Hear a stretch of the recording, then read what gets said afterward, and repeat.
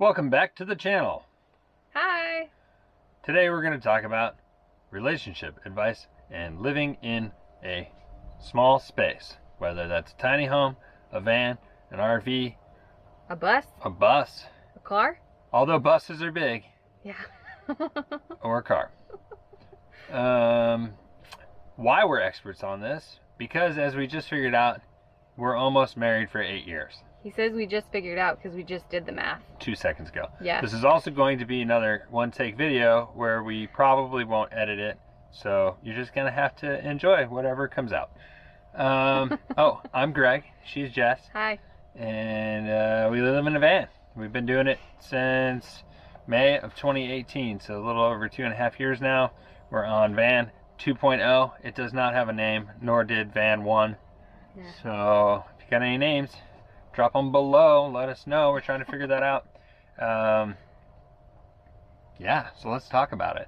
I thought we should start this one with an actual conversation we had earlier to give you an example of what living in a van / small space looks like for couples. Also, I don't use technology, so I'm trying to find it.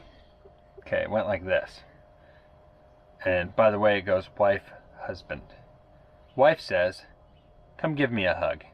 Husband, "We should make smoothies." Wife, "I just had a snack." Husband, "I have to pee." Then husband hugs wife. So, what did we learn from that, folks? Wife gets what she wants. And Greg has ADD. I have ADD. I also did get to pee and made myself a smoothie afterwards. And he gave me a really nice hug. I gave her a good hug. Yeah. So, I guess for living in a small space, do things that make the other person happy? That's a good tip. That was a good tip. We didn't even write that one down. I just came over there right now. So, tip 1, do that. Now what do you want to talk about? So when we first moved into the van, I don't think we really considered how it would impact our relationship and being in a small space with another person. And we definitely had a couple months of figuring that out. And one of the first things we learned really quickly was you will be in each other's way, all the time. This is not enough space for both people to be doing something. There's no multitasking happening, so one person can be doing something, the other person can be sitting down out of the way. And the honest truth is you'll figure it out when you're in someone's way or not, but it's the other person's job to be like, "Hey, can you sit down? I need to brush my teeth," or something like that. Because sometimes someone will just be standing there on their phone or something, literally no clue that they're in your way, not trying to be annoying at all, and you're like, "Get out of my way, what are you doing?" And then we definitely got mad at each other at first, but now it's just we've learned that only one person can occupy this space, and the other person kind of has to just wait until it's their turn. Yeah, it's the space that the camera's currently sitting in, but yeah. It's in front of the kitchenette here, and I think you probably have 5 feet by 4 feet, 20 square feet, give or take, of moving space. Yeah. Other than that, you're sitting here, sitting in the front seat when it's spun around, or sitting on the bed. So, one person at a time. If you're moving into a van, just get that out of the way right away. Just know one person's doing something, and then switch. It'll be better. You won't fight. Yeah, I mean, it's even easier. The whole point of this is to be outside, right? So it's even easier if you're all set up and one person's just out doing their thing outside, hanging out, and then, you can trade off. But yeah, the other key though is when you are stuck inside together, that you actually like being together. It rains sometimes when you live in a van. Yeah, or there's snows, bugs. or it's windy, or there's bugs. And you're trapped in here with the other person. It's not what you see on the internet all the time.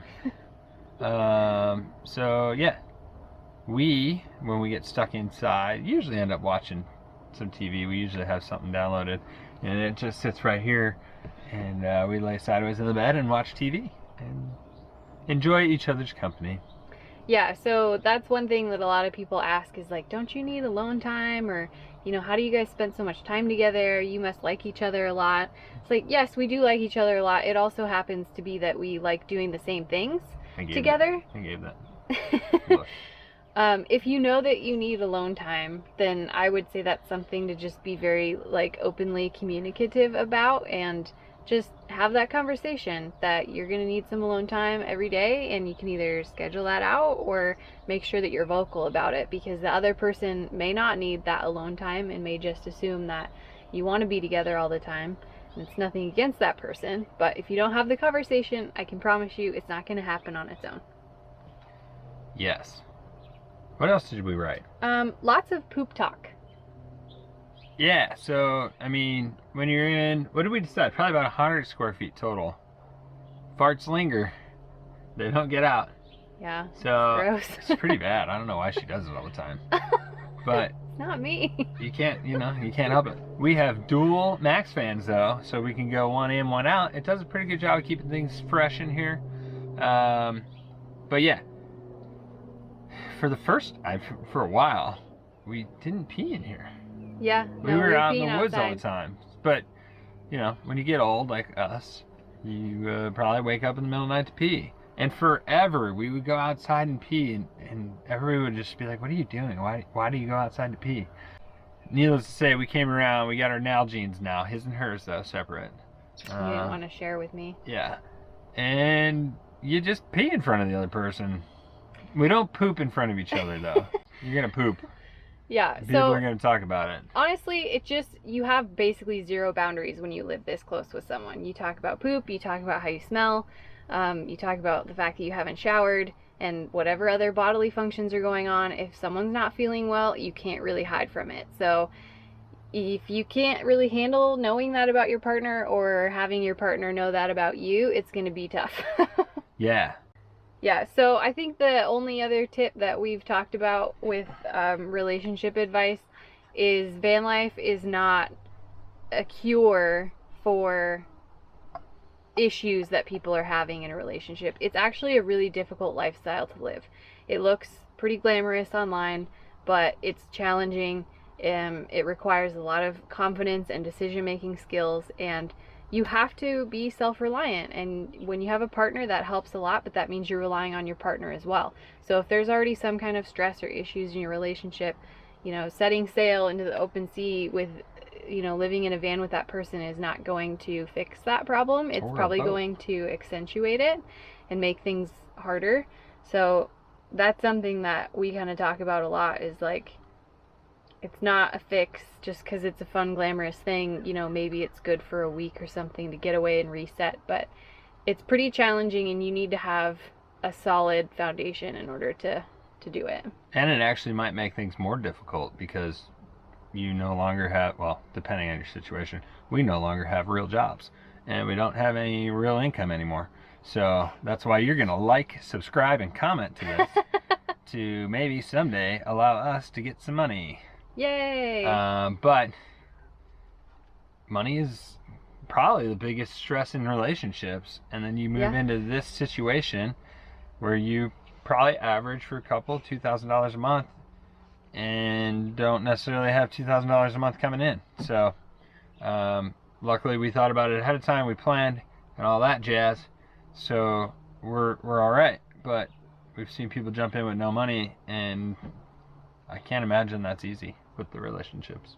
Yeah, so it's gotta save be tough. money. We forgot to talk about relationship importance of relations in vans. He means having sex in a van. People have sex in vans. People don't think it's possible, but it is possible. That's all you really need to know about it. If you were able to have sex in a house, you can have sex in a van. Yeah, it's true. It actually doesn't require that much creativity. So, I mean, I'm very not creative. I hate to burst anyone's bubble, but honestly, it's in our primal nature, and people have been doing it for a long time with a lot less. So I will say, if you do have a high bed, like some people do, it might make things a little more difficult. yeah. So if it's very important to you, which I think intimacy is important for relationships, maybe put that in the plan for the van or bus or whatever else. But we didn't talk about boats. You need to remember boats are small too. Boats are really small. That's it. Yeah. Okay. So like I said, make sure you subscribe and comment. Yep. And let us know what else you want to know, because we want you to know. Yeah, if you guys have relationship questions or questions about anything else regarding van life, we are happy to help. Yeah.